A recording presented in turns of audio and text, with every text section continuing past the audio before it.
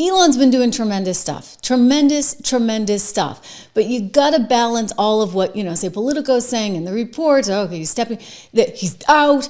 I think that part of this was already predestined to a certain extent, right? Because if I look back on, Friday's interview with Elon Musk that he did on Fox News with Bret Baier, he said basically his goal was to come in there to spend about 130 days and then to get out, but to set it up and make sure you had the infrastructure so that you could actually position the country and DOGE to be able to do all of these audits. Here he is kind of telegraphing that this would eventually be coming to an end. You technically are a special government employee, and you're supposed to be 130 days. Are you going to continue past that, or do you think that's what you're going to do? Or? Well, I think we will have accomplished most of the work required to reduce the deficit by $1 trillion within that time frame. So in that time frame, 130 yes. days. And the process is a report at some point, at 100 days? Or? Not really a report. We are cutting the waste and fraud in real time. So every day that passes, our goal is to reduce the waste and fraud by $4 billion a day, every day, 7 days a week. And so far, we are succeeding. Yes, I would say. So far, he is succeeding. Now, there's been a lot of noise surrounding Elon Musk. Noise that, in some ways makes it hard for him to be able to successfully do his job. It makes it hard for the Trump administration as well. I'm just going to say, right? Because there's all this noise. I mean, think about the noise that we've seen. It's coming from the left and from the right. I want to show you, my friend was just out in Seattle and she sent me this last night. Look at this, all these protesters, of course it's Seattle, of course, they're all out there with their signs, they're protesting nonstop. Then this clip appeared on X, a protester just saying how much they hate Elon Musk. No, he needs to get out of our government. We didn't elect him. He needs to go. And what do you think of Dr. Fauci? I love Dr. Fauci. Do you think we elected him? He was appointed by our president. So okay, you get the picture, right? So there's a lot of hypocrisy, shall we say, there amongst many members of the left. But Elon was taking it from all sides, okay? He was taking it from all sides because Bannon, who I love, wasn't such a fan either. And I'm not entirely sure what this was about, except that maybe on the one hand, Bannon didn't love some of the talk about, for example, and I've said this as well, promises of a $5,000 DOGE check. Like there's no way an HE out. I ran the math. My colleague over at 76 Research, Rob Horton, ran the math. Like we were looking at this, there's no way, no matter what you did, like maybe not even 5 cents. Like you're not going to get that kind of savings just yet. I mean, hopefully down the road, but that seemed to be full of hot air, shall we say, and it's something that Steve picked up on as well. And so there's been, I think, this momentum coming from all sides against Elon, which is unfortunate for Elon, unfortunate for Trump. But I would add this, maybe it's better if Elon Musk is kind of in the background here. Take a listen to Bannon. If you can work out the mathematical formulas and the engineering complexity of sending a colony of human beings to Mars and keep them alive, you can work through the math on this, and it's a bald-faced lie. And here's how I know it's a bald-faced lie, because you cratered as soon as we got up in your grill. Oh, okay, fine. Well, I won't fight to the death. I'm not going to fight to the death and show kind of new types of warfare. Why don't we reform it? We need reform. And you're going to some BS answer, and you think we're going to buy that? Where did you come from, dude? Here's what you need to do. You need to study modern political history of the fights we've been through for 12 or 14 years to get to this spot. You think this is just because people are just wandering around? People have worked for over a decade pounding this. And that's how relentless the established order is. Because Baccia told you, They're making a lot of money and they have control, and this is about money and power. It's not about race. It's not about gender. It's not about ethnicity. It's not about religion. That's what they want you to believe it is. So you're like a bucket of crabs at each other's throat. It's not about that. It's about money and power. And Karl Rove's going to get his 54 big donors down there. They're going to figure out how to stop Trump or how to compromise it. And they'll use Ted Cruz, or they'll use Little Marco, or they'll use Jeb Bush, or they don't care who they use. They'll throw up some chop block. They'll misdirect you. Look at this. In that, there's some racism over there. You white folks, go look at that.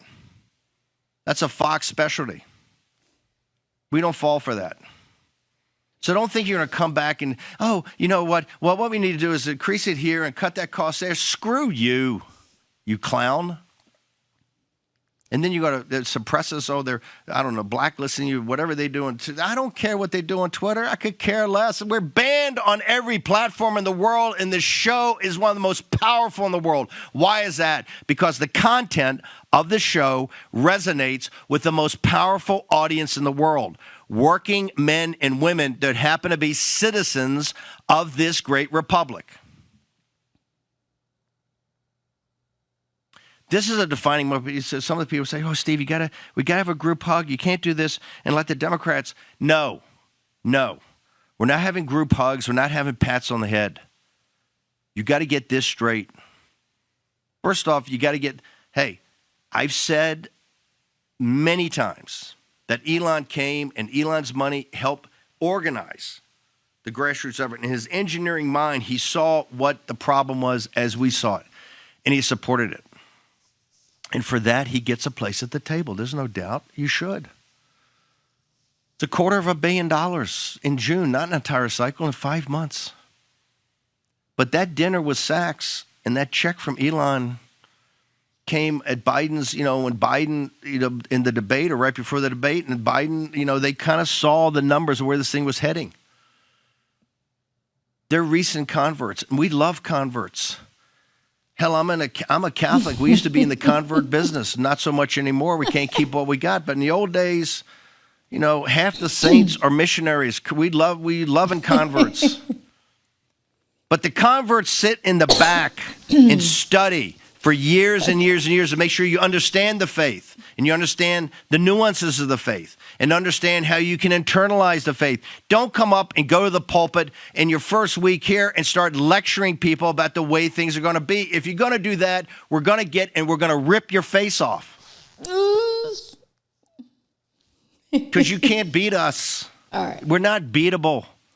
This army of the awakened's not beatable because we're relentless and we will never surrender and we will never slow down. Okay, but Elon did help, all right? And that's what you heard Bannon say in between all of that. He's sort of saying, hey, kid, you sit in the back row. Sure, we'll take your money, but you're just, Johnny come lately. And there are people that have been fighting this battle and have, by the way, sacrificed a lot, whether it be Steve, for goodness sakes, the guy went to jail, yours truly, right, getting, kicked out of her seat. That's okay. It all worked out in the end, right, in March 2020. It's all fine. But I would also say that Elon's too paid a price, right? Elon's dealing with, people trying to commit violent acts against Tesla dealerships. He's dealing with his stock price tanking because, everybody's pulling. It's actually doing better today. I think investors are kind of happy thinking maybe he's going to come back into the fray. But again, I just want to reiterate that he did say that he was just going to be there 130 days. I think having Elon a little bit more behind the scenes, less sort of out in front of everything, isn't necessarily a bad thing. And the reason is, one, okay, you get folks like Bannon, who I love, and Bannon's not wrong. I get it. He just came to this movement pretty recently. But you also have The View and mainstream media pounding every single day, this idea that, Elon Musk is the billionaire and somehow Trump is working for him. And that message, unfortunately, was something that I think captured the minds of a lot of people that think, he's just doing Elon's bidding. And that's not necessarily a message that you want going down. So is the timing sort of coincidental? You think about Wisconsin and the lack of success there, the Democrat judge being elected, and despite all the money that was put into that. And then you think about some of the messaging and some of the hiccups they've had along the way. I would just say this, you know what? The very best messenger that we have on the economy is one Donald Trump himself. He's the guy that has made trade deficits exciting again. He's the guy with the Liberation Day movement and Make America Wealthy again. We're going to get to all of that because he's made the importance of trade front and center. And so while you have the tech guys and the tech bros, and they're really, really important because, trust me, we need to be moving forward in this economy. We don't need to be moving backwards, but we still need manufacturing too. Think about it from a national security standpoint, from from an economic standpoint, all of the reasons that you need a thriving middle class in America, that all relates back to having a strong manufacturing base, which means you can't be running off doing things like NAFTA. Thank you very much, Bill Clinton. Which means you do need a level playing field when it comes to trade. Donald Trump gets that.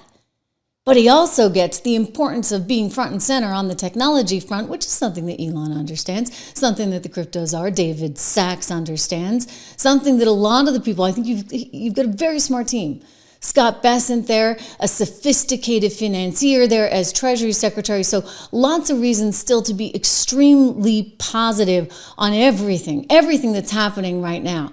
But I think having Elon involved, at least from the 60,000 feet viewpoint where he's able to then go out and implement some of his data, that's going to matter. That's really important because think of what he's found. I want to go back to his interview there on Fox where they're talking about all kinds of crazy stuff that was just discovered courtesy of these algorithms. That's a jaw-dropping number. Where'd all those people come from? Well, it made my jaw drop too when I saw it. We were in Social Security looking for fraud, waste, and abuse, and to do that, we actually looked at the enumeration system, the system by which people get numbers in America, and we found that there were just about 5+ million of them that came to the country as illegals, were giving various forms of parole or allowed in the country, and they got through an automatic system, Social Security numbers, so they get into our benefit systems. And we tracked that through and found that they were on the benefit programs. And just because we were curious, we then looked to see if they were on the voter rolls. And we found in a handful of cooperative states that there were thousands of them on the voter rolls and that many of them had voted. That's crazy because you cannot vote in a federal election, but I think in certain local elections you can. But, once you get a Social Security number, that helps you do a lot of stuff. I know, Antonio, part of this started with a program from, I think, 2017 that got started where if people came into the country and they were authorized to work, they would automatically give them a number. But, Elon was talking a little bit about how 400,000 Social Security numbers were stolen. It was one person. What can you tell us about that? That's an ongoing investigation, so I don't know how much I can tell you. But we did find, as we looked through the programs, a particular employee that had actually sent themselves Social Security numbers through their email for reasons we don't understand, but clearly nefarious. Yeah, clearly nefarious. But again, and that's the Valor CEO, by the way. I think you need to bring this kind of sophistication in from a technology standpoint into government, which is antiquated enough so that you have the security and so that you have the transparency.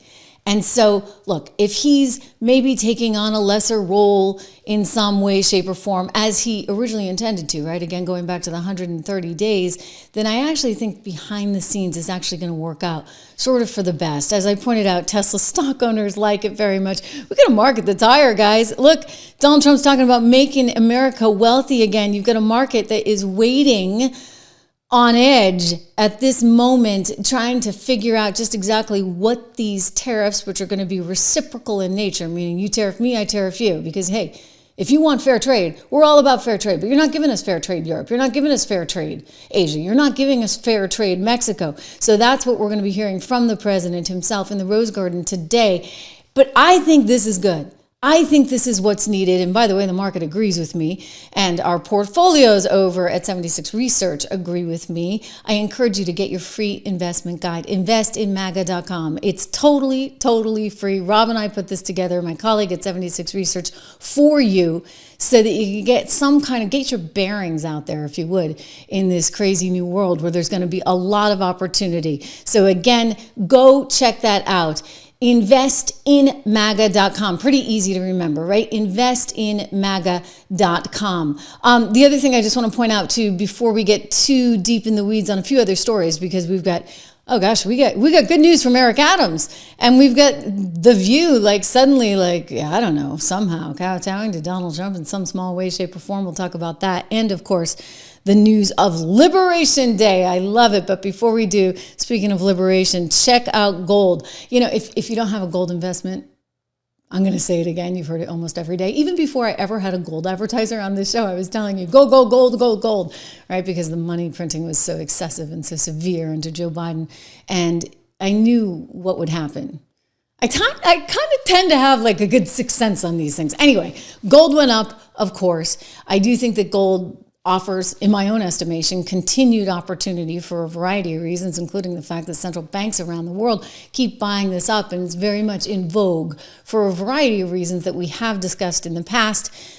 Not a lot of faith in U.S. Treasuries right now in terms of the ability of the U.S. to say, oh, we don't like you, Russia. We don't like you, Venezuela. And so they can cut you off. And so what do you do in that case? Well, it means you probably should have bought gold to begin with, I guess. So these central banks around the world are looking for an alternative currency. I want them to buy U.S. Treasuries, of course. We always want them to buy U.S. Treasuries. But gold, for many reasons, including as a hedge against inflation, including as a hedge against sort of this new world order, is very much something that I think will continue throughout the next couple of years to see some upside. Goldman Sachs predicting $3,300 an ounce. You can get up to $15,000 in free silver with this special offer. Go to trishlovesgold.com or text Trish to 65532. Call them at 1-844-495-1115.